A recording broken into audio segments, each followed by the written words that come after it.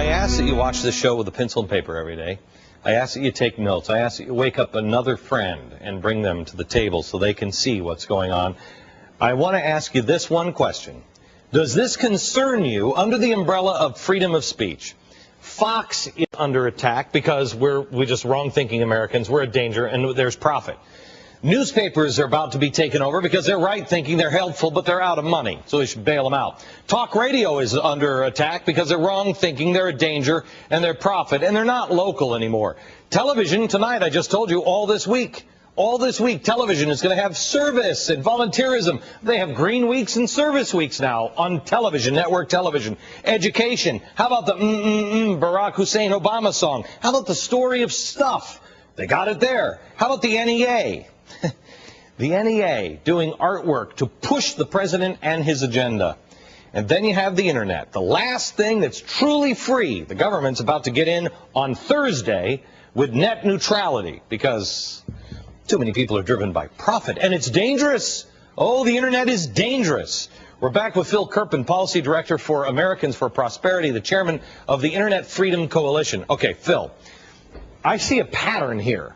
Is there any place that they don't have their fingers and they're about to grab on to the throat? Well, I think that what we have right now is an administration that's trying to centralize power in Washington over all aspects of our life. Unprecedented central economic planning for this country. And you can't do that unless you control the communication system. And that means all of it. Internet, television, radio. And that's exactly what they're trying to do with this. And that's the pattern. I think that the most disturbing thing is they're not just trying to manipulate it and control it through their skill the way they did on the campaign, but they're actually trying to do what they call structural reform that will lock in their control permanently. Okay, Mark Lloyd has said that he is, he admires what Chavez did down in Venezuela.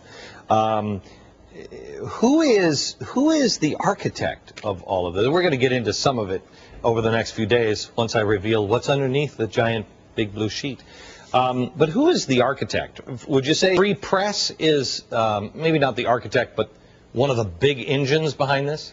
I would say that free press is the most powerful engine behind this. They've been at this for many, many years, and their founder, Robert McChesney, is an avowed socialist, a Marxist professor at the University of Illinois, formerly at the University of Wisconsin, bastions of Marxist thought. This is a man who 2 weeks after 9/11 said the United States is the leading terrorist institution in the world. This is a man who earlier this year, in an article called A New Deal, advised President Obama that, quote, in the end, there is no real answer but to remove brick by brick the capitalist system itself, rebuilding the entire society on socialist principles. Right. And this is a man who told a Canadian socialist website, quote, instead of waiting for the revolution to happen, we learned that unless you make significant changes in the media, it will be vastly more difficult to have a revolution. Okay. So they're the ones that are really going after all of this. And